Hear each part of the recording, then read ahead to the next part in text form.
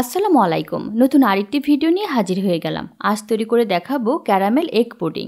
বেশিরভাগ মানুষই এই পুডিংটা অনেক পছন্দ করেন। যেসব বাচ্চারা ডিম দুধ খেতে চায় না তাদেরকে পুডিংটা বানিয়ে খাওয়াতে পারেন। এই পুডিংটা বানিয়ে ফ্রিজে রেখে দিলে বেশ কিছুদিন ভালো থাকবে। যখন খুশি তখন ঠান্ডা ঠান্ডা বের করে খেয়ে নিলেই চলবে। এই পুডিংটা আমি বানাবো গরুর দুধ দিয়ে। এর আগে আমি বানিয়েছিলাম গুঁড়া দুধ দিয়ে। সেটার লিঙ্কটা আমি ডেসক্রিপশন বক্সে দিয়ে দিব, চাইলে দেখে নিতে পারেন। পুডিংটি বানানোর জন্য এখানে গরুর দুধ নিয়েছি 1 লিটার পরিমাণ। দুধের কোয়ালিটি যত ভালো হবে ততই খেতে মজা লাগবে। এখন দুধটাকে জাল করার জন্য চুলায় চলে এসেছি। 4 কাপ দুধকে জাল করে 2 কাপ করে নিতে হবে। তাহলে মিডিয়াম আঁচে দুধটা জাল হতে থাকুক। আধা ঘন্টা যাবত দাঁড়িয়ে থেকে নাড়ার উপরে রেখে দুধটা জাল করে নিয়েছি। দুধটা এখন 3 কাপের মতো আছে, আর দেখতেই পাচ্ছেন কালারটা কত সুন্দর এসেছে। সেজন্যই বলেছিলাম দুধের কোয়ালিটি ভালো হলে কালারটাও সুন্দর আসবে। এখন দিয়ে দিতে হবে চিনি। এখানে আমি আমার স্বাদ মতো 1/2 কাপ পরিমাণ সাদা চিনি দিয়ে দিলাম। চিনিটা দেওয়ার কারণ হচ্ছে এখন দেওয়ার পরে যদি আমরা কিছুক্ষণ জাল করি তাহলে চিনি থেকে যে পানিটা বের হবে সেটা এখানে শুকিয়ে নিতে পারবো। এখন দিয়ে দিব 1/4 চা চামচ পরিমাণ কাঁচা এলাচি গুঁড়ো পাউডার। এলাচিটাকে আমি কাঁচা অবস্থায় ব্লেন্ড করে নিয়েছি। এটা যারা স্ট্রং ফ্লেভার পছন্দ করেন তারাই দিবেন, তাছাড়া আস্তটাও দিতে পারেন, একটু ফাটিয়ে দিবেন। যখনই আপনারা এলাচি গুঁড়ো পাউডারটা দিবেন তখন একটা জিনিস মাথায় রাখতে হবে, ক্যারামেলের মধ্যে কিছু কিছু ছোট ছোট দানা দেখা যায় যেটা অনেকের কাছে ভালো নাও লাগতে পারে। আর যারা এলাচি গুঁড়ো পাউডারটা দিতে চাচ্ছেন না তারা ভ্যানিলা এসেন্স অথবা যে কোনো ফ্লেভার দিতে পারেন, তবে সেটা দুধটা ঠান্ডা হওয়ার পরে দিতে হবে। তাহলে আরও কিছুক্ষণ আমি জাল করে দুধটাকে 2 কাপ পরিমাণে নিয়ে আসছি। জাল করতে করতে দুধটাকে 2 কাপে নিয়ে এসেছি। এখন নামিয়ে ঠান্ডা করে নিতে হবে। আর এরই মাঝে দেখে নিন কত একটা ঘন করেছি, কালারটা দেখে আপনারা বুঝতে পারবেন। আর এই ঘন করার বিষয়টা এটা কিন্তু সময়ের ব্যাপার, ধৈর্য সহকারে ঘন করে নিতে হবে। এই কাজটা আপনারা একদিন আগে করে রাখতে পারেন যদি পরের দিন পুডিং বানাতে চান। দুধটা ঠান্ডা হতে হতে এরই ফাঁকে ক্যারামেলটা তৈরি করে নিব। ক্যারামেলের জন্য 1/4 কাপ পরিমাণ চিনি একটা হাঁড়িতে দিয়ে দিব। সাদা চিনিটা নিলে বেশি ভালো হয়। এরই সাথে দিয়ে দিব 2 টেবিল চামচ পরিমাণ পানি। পানি ছাড়াও ক্যারামেল তৈরি করা যায়। এখানে অনেকেই ক্যারামেলটা সহজভাবে তৈরি করতে পারেন না, অনেকেরই সমস্যা হয়। যারা নাকি আমাকে কমেন্ট করেছিলেন সেটার উত্তর এখানে পেয়ে যাবেন। দেখতেই পাচ্ছেন নাড়তে নাড়তে চিনিটা গলে যাবে। চুলার আঁচটা কিন্তু মিডিয়াম আছে। যখন চিনিটা গলে যাবে, এমনকি পানিটা শুকিয়ে যাবে, আবারও দেখা যাবে কি চিনি হয়ে গেছে। অনেক সময় এরকম হয়। তখন কি করবেন, ভয় না পেয়ে চিনিটা নামিয়ে না রেখে চুলাতেই রেখে দিবেন, চুলার তাপটা মিডিয়াম করে রেখে। দেখতে পারবেন আস্তে আস্তে ক্যারামেল তৈরি হচ্ছে। তাহলে এভাবে করেই কিন্তু নাড়ার উপরে রেখে ক্যারামেলটা তৈরি করে নিতে হবে। আমরা যদি এভাবে রেখে দিই তাহলে কি হবে, চুলার তাপটা যেদিকে বেশি পড়বে সেদিকে বেশি কালার ধারণ করবে। তাই নাড়ার উপরে রেখে যখন এরকম কালার এসে পড়বে তখন আমাদের নামিয়ে নিতে হবে।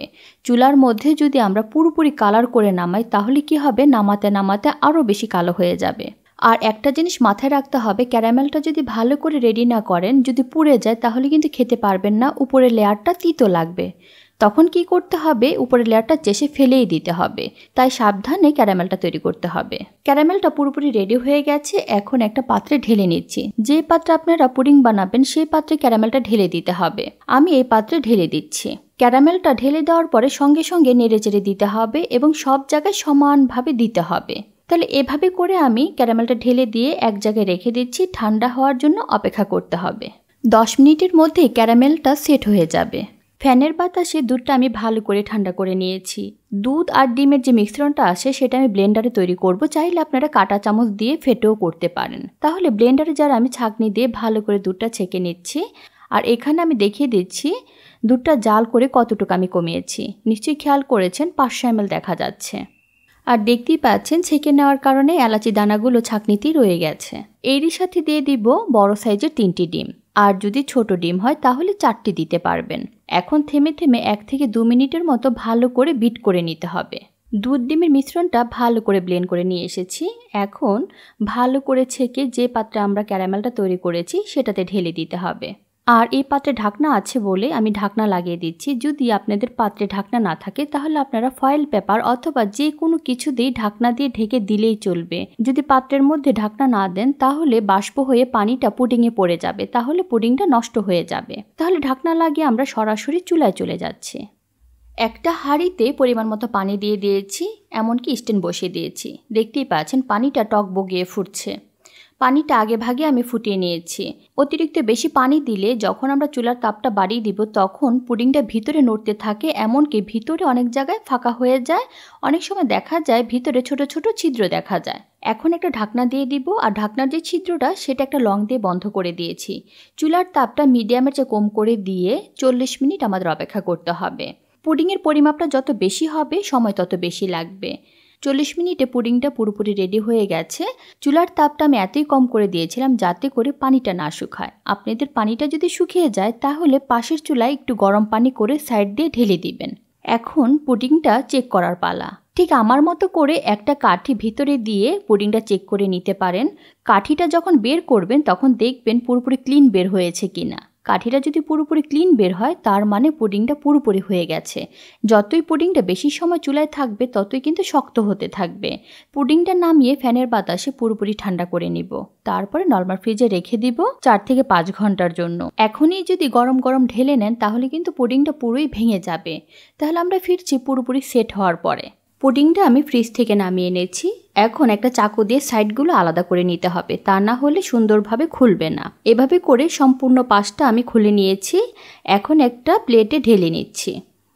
ঠিক এইভাবে করে যখন উপর পাশ করে ধরবেন তখন সুন্দর করে হাত দিয়ে একটু ঝাঁকি দিলেই পুডিংটা পড়ে যাবে। আর নিশ্চয়ই খেয়াল করেছেন কালারটা কত একটা সুন্দর এসেছে। এমনকি সাইডটা একটু খেয়াল করেন, একটু কিন্তু বাবলস নেই। মানে অনেকে আছে পুডিংটা যখন তৈরি করে ছোট ছোট ছিদ্র দেখা যায়। আমি যেভাবে তৈরি করেছি ঠিক সেভাবে যদি তৈরি করেন তাহলে আপনাদের পুডিংটাও ঠিক এরকমই হবে। তারপরে নিজের খুশি মতো কেটে নেবেন। আমি আমার পছন্দ মতো টুকরো করে নিচ্ছি। সুন্দর দেখানোর জন্য এই কাটারটা আমি ব্যবহার করছি। ঠিক এভাবে করে ছোট ছোট করে পিস করে নিব। তারপরে এয়ারটাইট কোনো বক্সে ঢুকিয়ে যদি নরমাল ফ্রিজে রেখে দেন তাহলে 3 থেকে 4 দিন পর্যন্ত ইজিভাবে খেতে পারবেন। আর পুডিংটা ঠান্ডা খেতে বেশি মজা লাগে। তাহলে দর্শক এই ছিল আজকে আমার খুবই মজাদার এগ পুডিং রেসিপি। রেসিপিটি ভালো লাগলে একবার হলো বাসায় ট্রাই করবেন। ভালো লাগলে অবশ্যই একটা লাইক দিবেন, শেয়ার করবেন এবং আমার চ্যানেলকে সাবস্ক্রাইব করবেন। সবাই ভালো থাকবেন। আল্লাহ হাফেজ।